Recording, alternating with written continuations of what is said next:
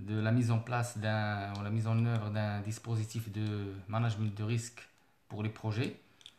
Et j'aimerais bien partager avec vous euh, quatre objectifs. Le premier, c'est identifier les risques liés à un projet. Le deuxième, c'est évaluer la criticité. C'est le facteur entre la survenance et l'impact des risques. Le troisième objectif, c'est le plan de prévention, c'est prévenir les risques.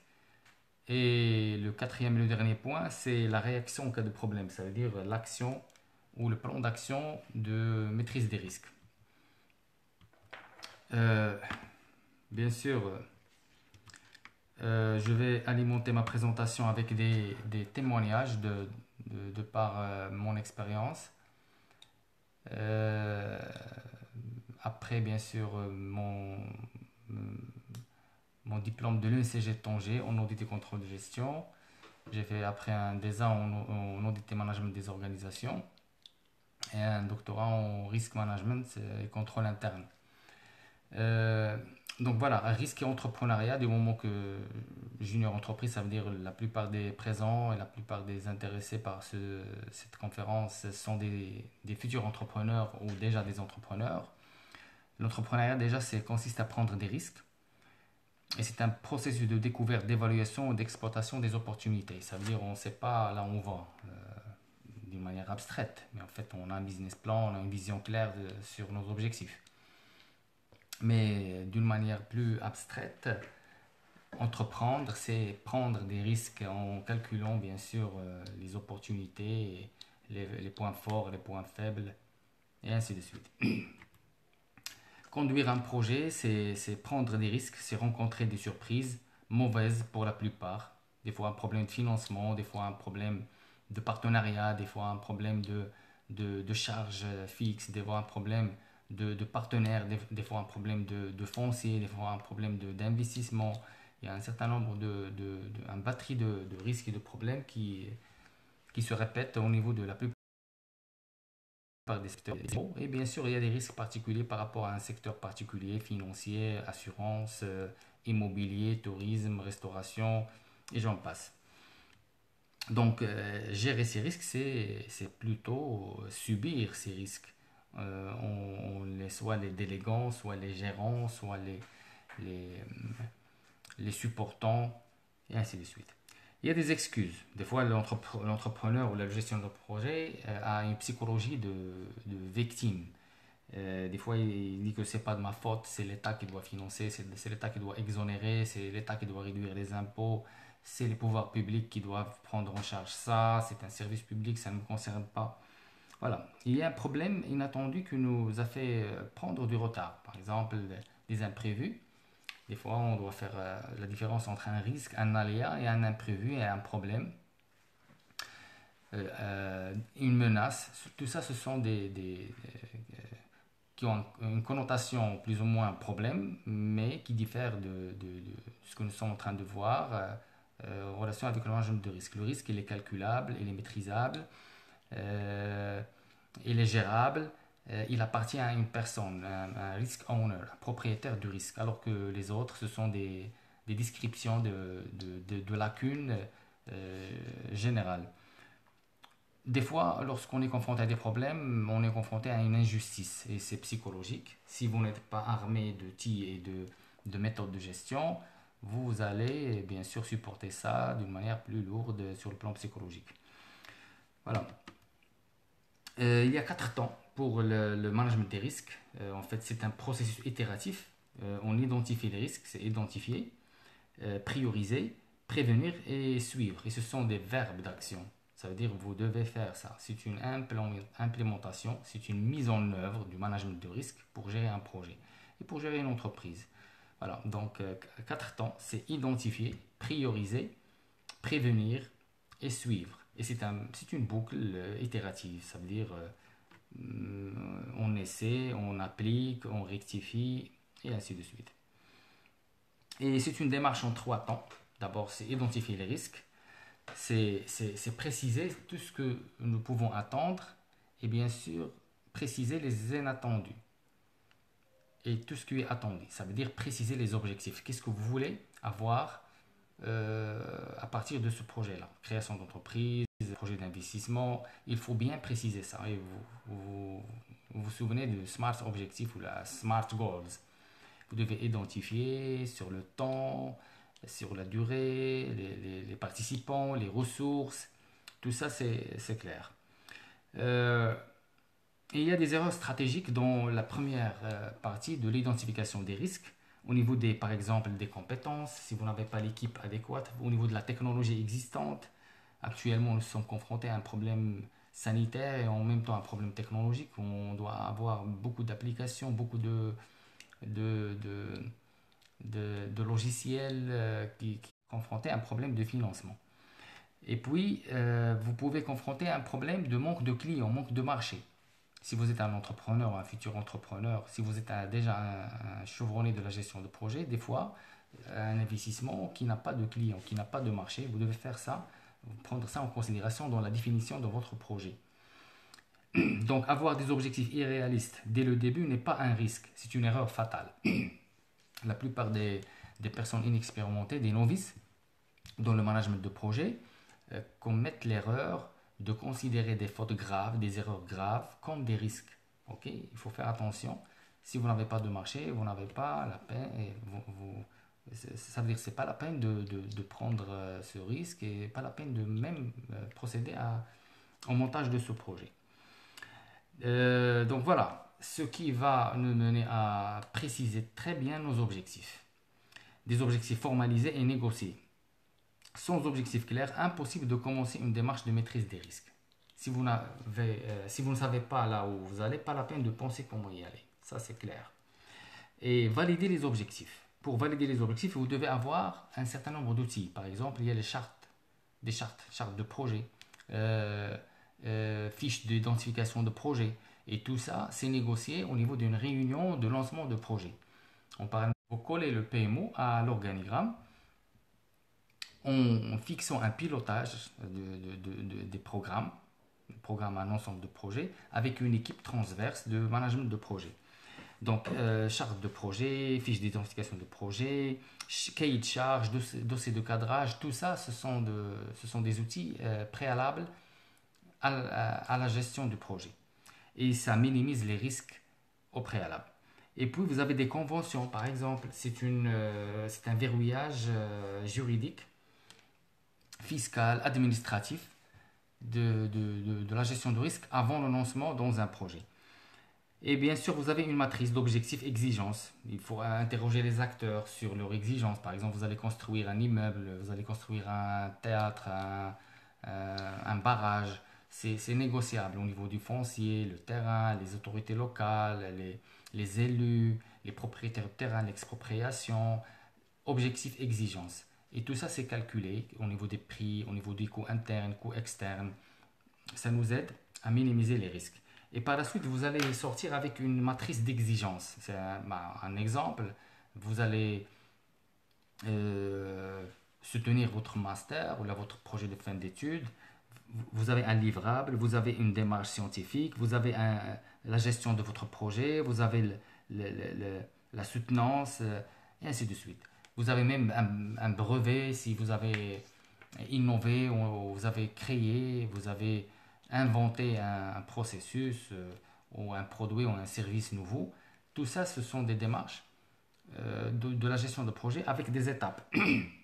Et bien sûr, vous pouvez définir des objectifs minimums.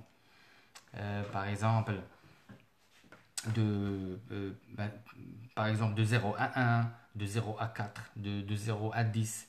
Vous donnez une valeur. Si vous avez bien préparé votre par exemple, mémoire, est-ce qu'il est bien tapé, s'il est bien corrigé, est-ce que votre soutenance est préparée. Tout ça, ce sont des éléments qui vont vous clarifier les risques et bien sûr les points à ajuster en fonction du déroulement de votre projet. Ça, c'est un simple exemple. Et bien sûr, par la suite, en fonction du déroulement de votre projet dans la durée qui doit être fixée, sinon ce n'est pas un objectif, vous donnez bien sûr des descriptions de la réalisation de votre projet avec des indicateurs de 1 à 4 sur une échelle de Likert. Voilà.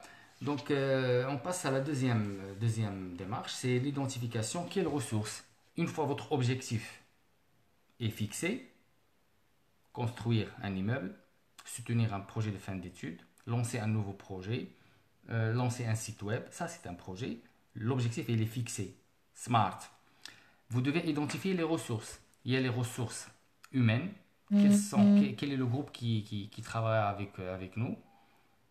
Les ressources de temps, combien dans la durée, les ressources matérielles, technologiques notamment, surtout dans cette période de pandémie du Covid-19, et les ressources financières. Donc tout ça, c'est en fonction de l'objectif. Bien sûr, il y a beaucoup d'outils et beaucoup de templates qui vont vous aider à alimenter ces tools ou là, ces fichiers. Prenez le référentiel mondial du Project Management Institute, PMI, et le PMBOK. Ils ont beaucoup de référentiels là-dessus, sur les fiches de lancement de projet, sur la réunion d'ouverture, sur la charte de projet. Et vous avez un certain nombre d'éléments que vous devez remplir avant le lancement de projet, bien sûr avec votre équipe. Il y a le responsable de programme, il y a le comité de pilotage, il y a le comité de suivi de projet. Tout ça, c'est nécessaire s'il s'agit d'un projet moyen ou grand. Et bien sûr, le PMI, la PMI, Project Management Institute, vous délivre beaucoup d'éléments pour classifier les projets petits, moyens, grands en fonction du coût, de la qualité et des délais. Si par exemple vous allez lancer un site web qui va recevoir 100 visiteurs par jour, ce n'est pas un site web qui va être visité par 1000 visiteurs par jour. C'est en fonction du nombre. Le chiffre d'affaires, c'est un indicateur aussi.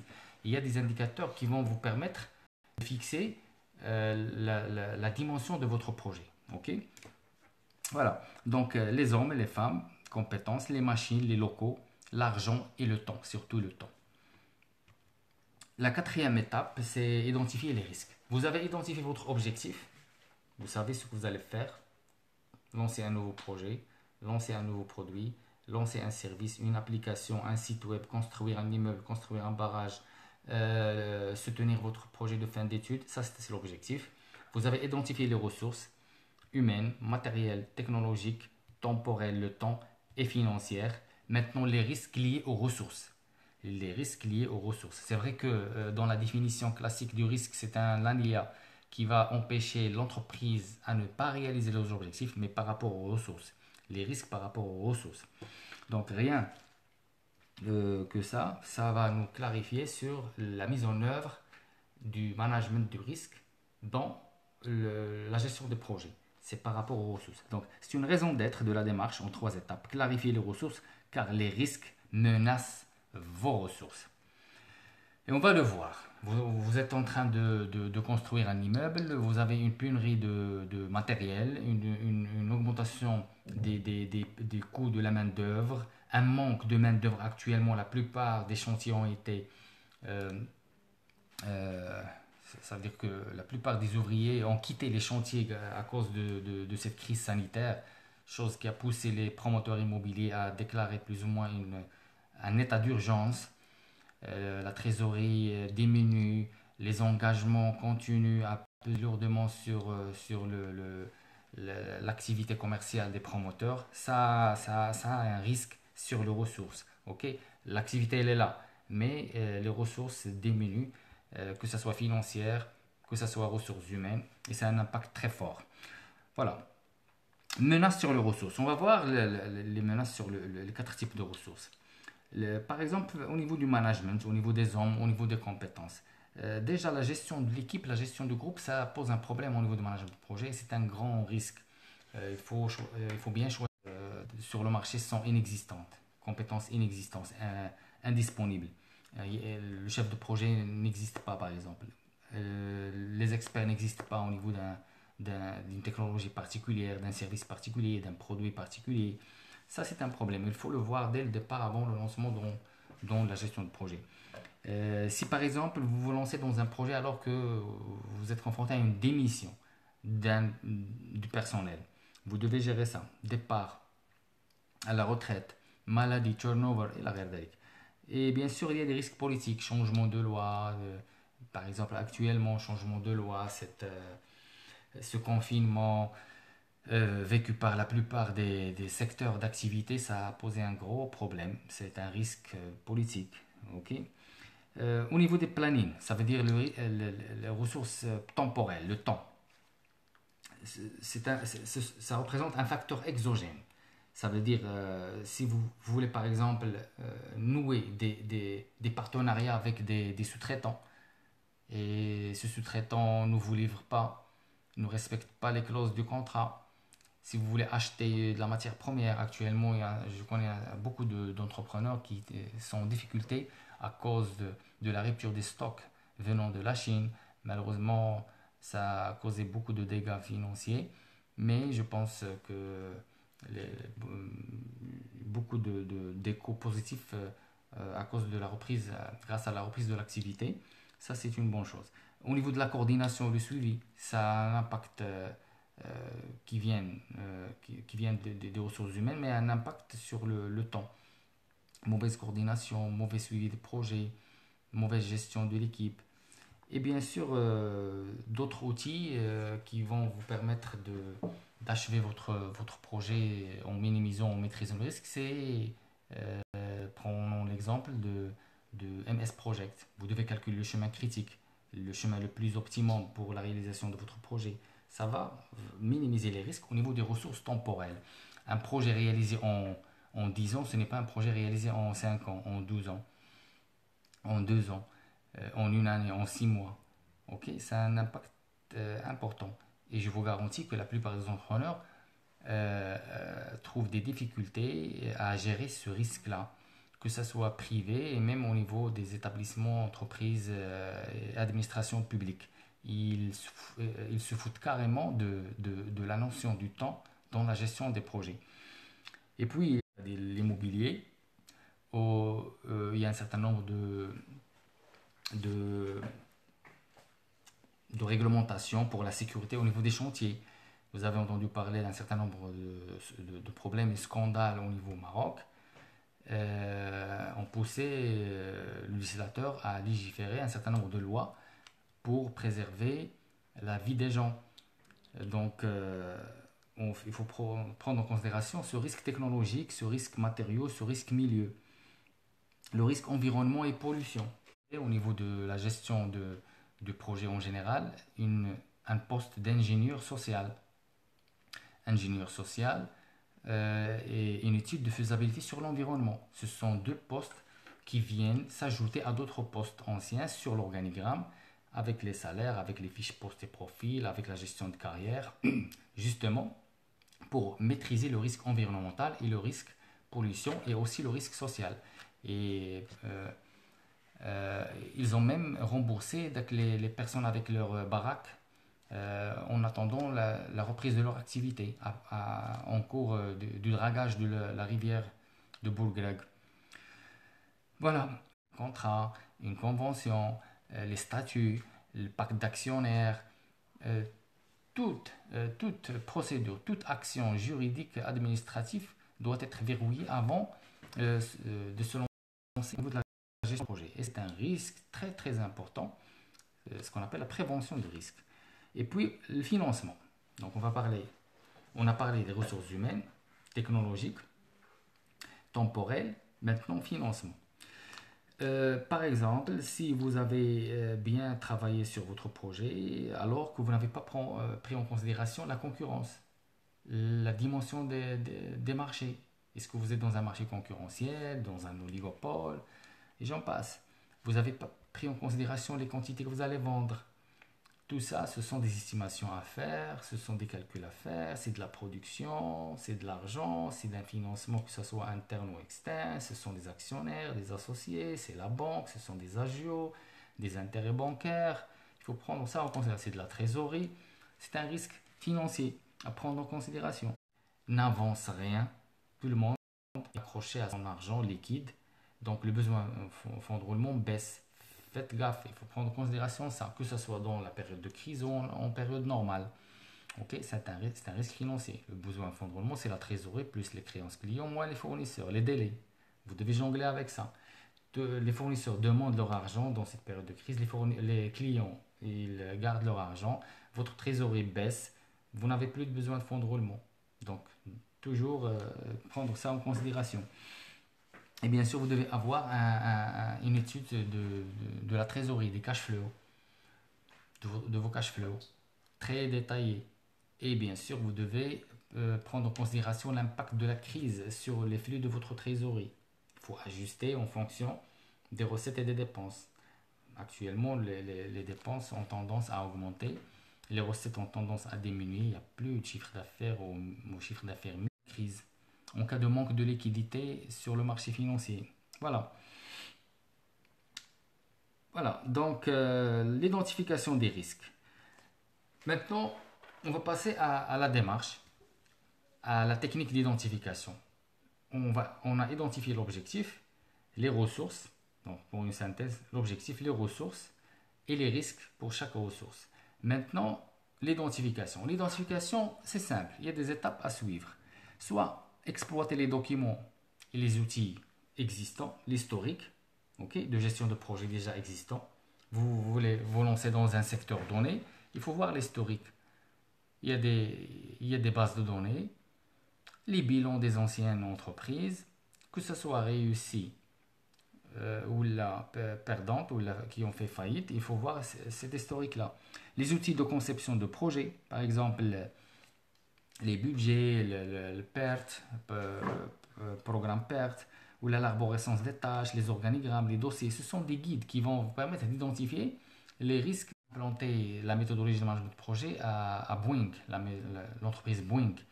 Et la méthodologie, c'est un volume de 1000 pages pour la construction de l'avion Boeing. Donc, si vous voulez vous lancer dans la construction de l'avion, nécessairement, vous devez revenir à cet historique-là pour identifier les risques, capitalisation de l'expérience. Voilà, et vous devez vous procurer les outils de gestion de projet. J'ai parlé de Gantt, PERT, le Microsoft Project et beaucoup d'autres outils sur Excel et j'en passe. Mindmap aussi, pour voir l'arborescence des projets, les risques. Ce sont des historiques à avoir. La réunion de brainstorming. La réunion de brainstorming, c'est une méthode qui va vous faciliter l'identification des risques dans chaque volet institutionnel, stratégique, financier, opérationnel, et j'en passe. Et bien sûr, il y a le référentiel ISO 31000 sur le risk management. Vous savez actuellement que le risk management est certifiable. Et je connais même des entreprises, même publiques, des établissements publics qui demandent des missions d'implantation de la méthodologie de risk management en demandant le certificat de ISO 31000. Ok, ça devient une coutume actuellement. Avant, c'était pas demandé. Il suffit d'être un expérimenté dans la gestion des risques. Actuellement, vous devez être certifié. Donc, vous devez gérer un projet du premier point, ce qu'on appelle les post-mortem des projets précédents. Et là, le PMI délivre d'innombrables expériences dans ce domaine, que ce soit au niveau de l'implantation, car il livre même la méthode de classement et d'archives des outils de management de projet, depuis la réunion de lancement, la réunion d'ouverture, le registre des problèmes, le registre des risques, le plan de management de projet, le plan d'assurance qualité, la structure de découpage du projet, toute la documentation du management de projet en dehors du projet lui-même.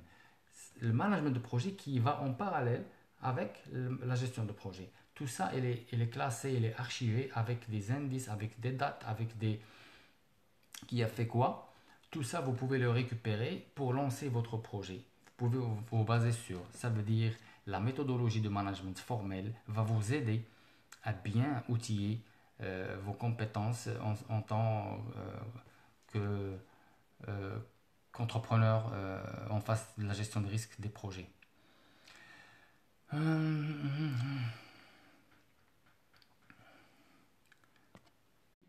Et attendre 2 mois pour demander l'avis de quelqu'un qui va leur montrer le meilleur professeur. Il faut se patienter. Il faut demander l'avis des experts. Je vous donne un simple exemple d'un projet immobilier qui a été fait à la région d'Oriental. Les gens ont construit un immeuble, R+4 et +5, selon les normes normales, cahier de charge normal, c'est comme ils construisaient à Rabat, à Casa, à Fès. Alors que la région de l'Oriental, il n'y a pas de pression d'eau suffisante. Ça veut dire les troisième, quatrième, cinquième étages, il n'y a plus d'eau. Bon, ça n'a pas été calculé au niveau du départ, au niveau de la réunion de lancement. Et les gens, les ingénieurs, les architectes, toute l'équipe de projet n'a pas demandé conseil au niveau d'autres experts. Vous pouvez construire, vous pouvez lancer un site web, je ne sais pas, avec, avec une version qui est adaptée juste au niveau PC et n'est pas adaptée au niveau du smartphone ou les tablettes. C'est un projet foutu. Il faut faire attention. Bah, c'est un exemple. Je sais que rare maintenant les personnes qui se lancent dans des projets sans prendre en considération la mise à jour et l'actualisation des recommandations de leurs clients. Mais ça, c'est un fait. Voilà. Donc, il faut aussi prendre en considération les risques transversaux. Parce que les quatre types de ressources, ils ont des risques spécifiques. On attend et ce qu'on fait. La dissonance. Le contraire, c'est la consonance cognitive. Ce que je veux, je le fais. C'est comme l'assurance qualité. Je fais, je le dis et je l'écris. La dissonance, ce que je reçois est différent de ce qui est attendu. Ok. Donc plus on est investi dans un projet, moins on est réceptif aux avertissements qui dérangent. Des fois, on ne fait pas attention. Je suis par exemple ingénieur, un architecte, un topographe. Je suis très très doué dans mon métier. Un simple fiscaliste, par exemple, ou là, un administrateur, ou là, un bac plus de technicien en technique de vente, aux forces de vente, nous disent que, bon, il y a des statistiques que le logement social ne marche pas. Et il y a des statistiques et l'historique. Objectif bien défini, ressources, risques identifiés. Ok. Et les techniques d'identification des risques, l'historique, les outils, les expériences passées, l'avis des experts, les réunions, les brainstorming. Voilà. Voilà. Maintenant, on va passer à d'autres points. On va parler de la priorisation des risques. La priorisation des risques. Mathématiques, vous allez calculer la gravité, ça veut dire l'impact, les effets du risque et la fréquence, la répétition dans le temps. Vous avez un graphe, la fréquence et la gravité. Ok. Et plus vous avez un risque grave, ça veut dire qu'il ne se répète pas dans le temps, mais il est grave. Risque de cette pandémie, c'est une gravité énorme, mais qui se répète une fois dans 100 ans. Ça, c'est un risque qui est difficilement gérable. Le monde de terre, c'est un impact grave, mais je ne peux pas le gérer. Mais je continue quand même d'exister. Le risque de fermeture des frontières, c'est un risque grave qui se ne répète pas, mais je continue quand même. Ce sont des risques ingérables. Donc, je ne vais pas me soucier chaque jour, chaque réunion, chaque projet de ces risques ingérables. Donc, je vais passer outre ces risques-là et je vais garder juste les risques gérables qui ont un impact, qui ont une gravité, qui ont une fréquence répétitive, mais qui sont gérables. Voilà, donc et je calcule mes risques selon convaincre toutes ces personnes-là avant de valider ma matrice des risques et le nombre de risques. J'ai dit au départ que nous avons identifié beaucoup de risques. Il faut les prioriser. Voilà, lorsque je priorise ces risques-là, je sors avec une matrice. Cette matrice-là s'appelle la matrice des risques. بالعربية مخطوطات المخاطر أو مخطوطات المخاطر. Ça coupe. Moi, je peux rien, c'est un risque technologique. Tout le monde est connecté, je ne sais pas. C'est la première fois que ça m'arrive. Désolé, je continue, je peux rien faire. Et bien sûr, vous aidez au niveau de l'identification, vous pouvez aider le groupe en classifiant les risques, par exemple stratégiques, financiers, non-conformité, opérationnelle, ressources humaines. Il faut soit la protection de risque, c'est réduire la gravité, ça veut dire le risque il est grave, vous devez le réduire, ce qu'on appelle la protection, et soit réduire la fréquence, la prévention.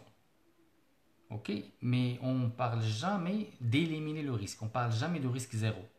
Il y a la maîtrise, la gestion du risque. Mais qui est le risque zéro? Ok? Ça coupe. Et ça coupe, on peut rien. Hein. Je continue. Malgré ça, ça fait partie de la gestion de risque. On va enregistrer ça et puis...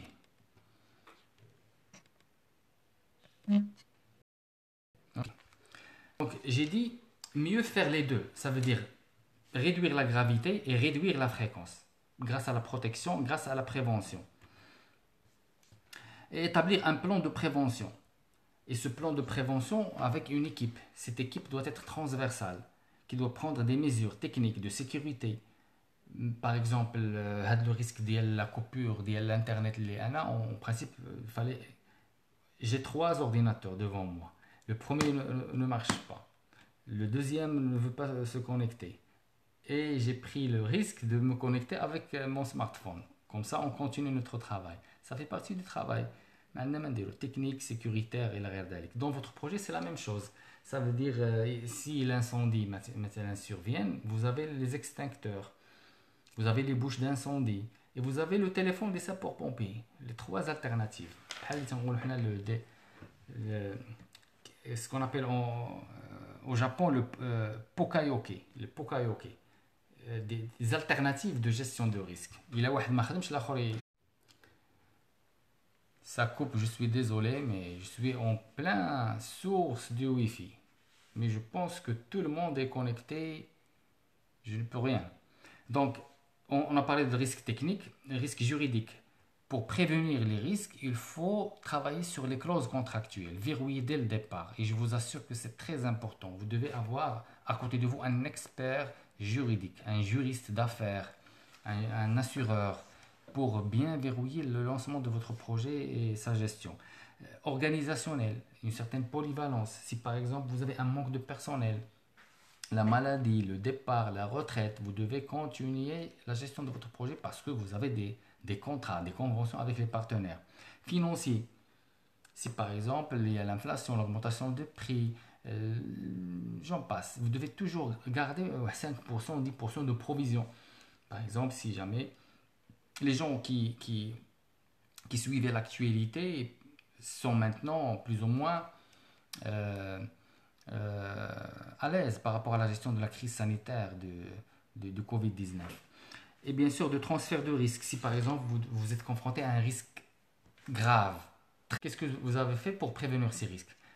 Une fois les risques identifiés, vous travaillez sur un plan de prévention. Une batterie de risques identifiés, la criticité, qui est gravité fois la fréquence, le responsable du risque, on l'appelle en anglais le risk owner, c'est comme les tableaux de bord, c'est comme l'approche processus, le responsable du risque. Et vous avez les éléments de prévention, ce qu'on appelle nous, la gestion, management, le contrôle interne. Qu'est-ce que vous avez fait pour maîtriser ce risque? Et on ne parle pas de gestion de risque sans parler de contrôle interne. Ok? Voilà, ce plan de prévention, il est fait en fonction de la matrice de risque, un tableau qui identifie les risques dans un tableau, la gravité, la fréquence, la criticité, le responsable et la prévention. Voilà. Vous pouvez le maîtriser, le faire. Et si vous avez un risque moins grave et plus fréquent, vous pouvez le déléguer. Ok? Il est moins grave, mais plus fréquent, c'est l'assurance qui va s'en charger. Ok? Donc je répète, la matrice d'Eisenhower. La matrice d'Eisenhower est utilisée dans l'urgence et l'importance. C'est 4 quadrants dans un graphe. Le risque moins grave, moins fréquent, c'est à éliminer. C'est pas un risque, c'est un risque négligeable. Le risque qui est grave et moins important, c'est un risque à planifier. Ok? Le risque qui est grave et fréquent, c'est le risque critique. Vous devez le faire. Ça veut dire que vous devez le maîtriser, vous devez le gérer. Ici et maintenant. Et le risque moins grave et plus fréquent, c'est à déléguer aux assurances, à financer, à externaliser. Donc la matrice d'Eisenhower va vous aider à réagir au mieux à la gestion de risque. Vous allez être plus ou moins proactif. Ok? Voilà. Euh, il reste la psychologie. Pas. Quand ça ne va pas, quand les risques sont avérés, qui est responsable? Il faut éliminer ça. Il faut réagir vite et efficacement. Il ne faut pas chercher le responsable. Ça, c'est la bonne méthode de gestion de risque. Ça veut dire éliminer l'esprit victimisation et être responsable devant ses actes. Ok? Donc voilà, je termine. Je termine et je vais voir est-ce qu'il y a des questions. Des fois, on peut même parler de risque-opportunité. Il y a des gens qui, par exemple, l'école centrale de Lille, ils sont en train d'enseigner ce type de cours de management de projet, gestion de risque, la qualité, les outils et même la méthodologie de project management professionnel aux entreprises et aux étudiants. C'est nouveau métier, c'est pas le risk management, c'est le risk and opportunities. Risk and opportunities, ça veut dire qu'on peut profiter beaucoup de la... Voilà, j'ai terminé. Il y a une question.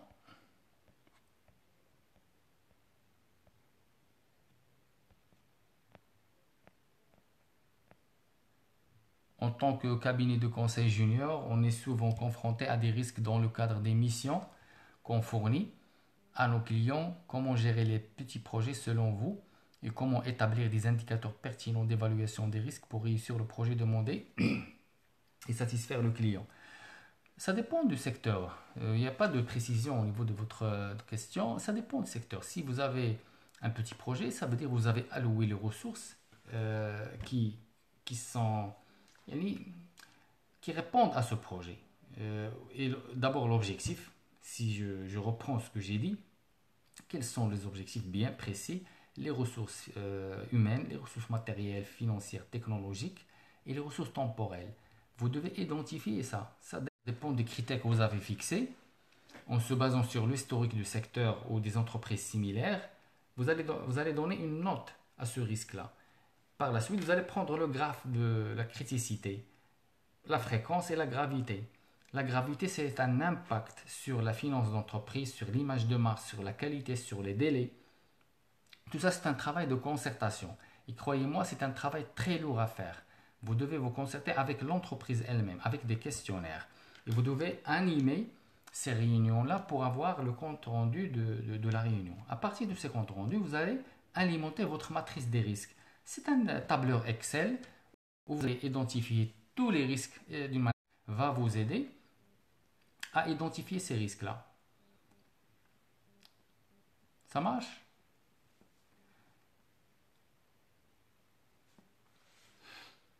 D'autres questions? Ça coupe, ça coupe.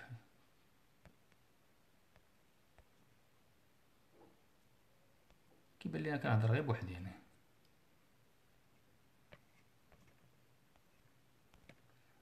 D'autres questions?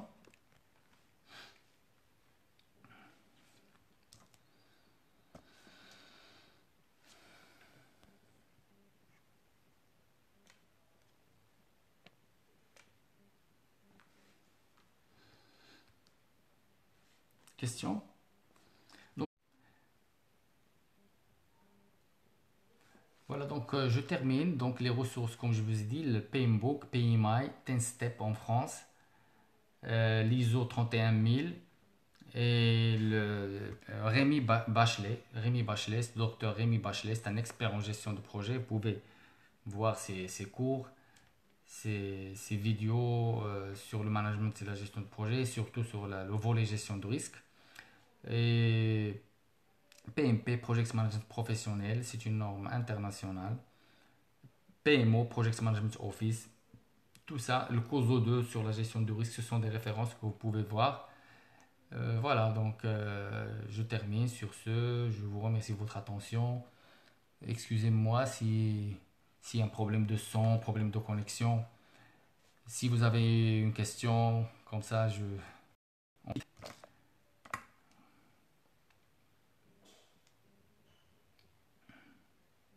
sens qu'il y a un décalage entre ma parole et la transmission n'est pas instantanée.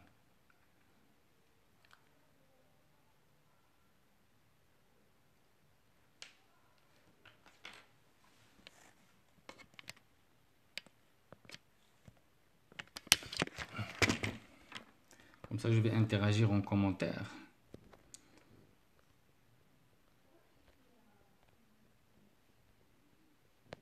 Matrice criticité.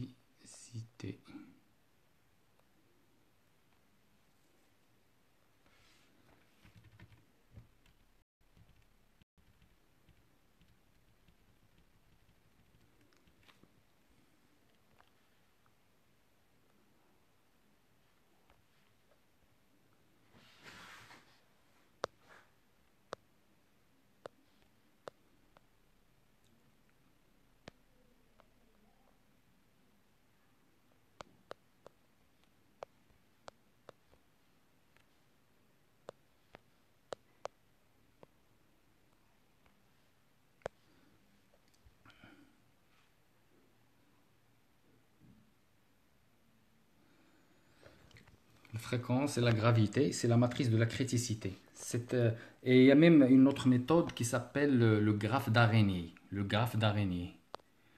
Malheureusement, on n'a pas pu voir la présentation. Le graphique d'araignée. D'araignée, بحال كيتسمى بالعربية. Donc, le graphe d'araignée. Calcul fréquence gravité. Graphe d'araignée. Le graphique d'araignée, c'est simple, c'est sur ces risques. L'intitulé dialogue il est important, il faut se concerter sur l'identifiant du risque. Mais du coup, un simple problème. Un simple problème, c'est pas un risque.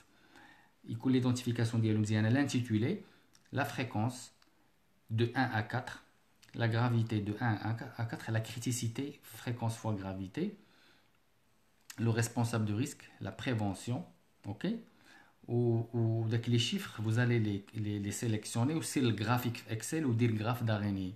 هذا يعطيك واحد الجرافيك وهذا يعطيك لي ريسك مثلا هيومان هيكونوا غراف ولا فينونسي ولا جوريديك من تجي تبريزونتي l'analyse ديال risque du projet, ça va être facile à convaincre pour les banques, pour le leader ou les dirigeants d'entreprise ou les ressources humaines, je ne sais pas.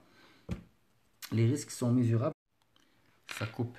Les risques sont mesurables au fur et à mesure que le projet avance dans l'axe temporel. Oui, il faut faire attention si vous mettez ça, la matrice des risques doit être flexible, doit être mise à jour. Ok. Une fois identifiée, vous devez encore préciser le temps de la mise à jour du risque. Il y a des risques qui seront éliminés, des risques qui seront sous-traités, des risques qui seront maîtrisés. Il y a l'apparition de nouveaux risques. Donc en fonction du temps, en fonction de l'avancement du projet, il y a des risques. Il y a même des fiches de risques dans le cadre des réunions de chantier, ce qu'on appelle les réunions de chantier. Voilà. Quels sont les avantages de la certification dans le marché du travail? Ah oui, la certification PMP, elle est importante actuellement. Il y a des marchés, que ce soit privé ou public, qui demandent que vous soyez certifié PMP pour avoir un marché. Bah, personnellement, j'ai fait des formations, j'ai fait le project management professionnel sans certification. Et il y a des marchés, des entreprises publiques, établissements qui demandent des formateurs au management de projet. Des fois certifiés, des fois non certifiés. Mais il vaut mieux être certifié. Et c'est rien. C'est pour passer la préparation. Voilà, donc j'ai dit qu'il faut chercher le cabinet éligible, habilité à délivrer des certificats ou même à la préparation à la projection management professionnelle, au certificat de PMP. Question.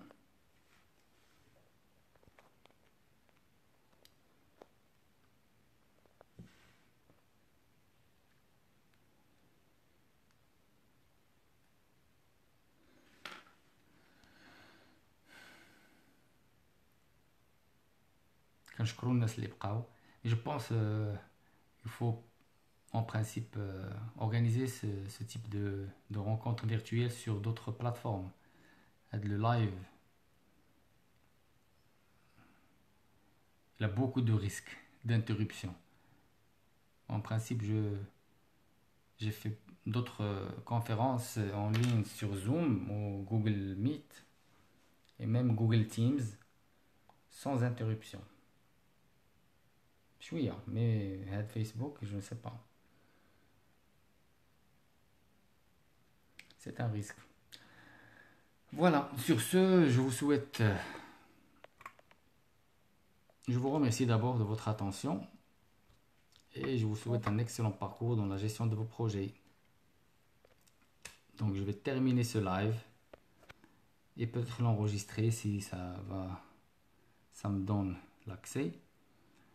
Merci.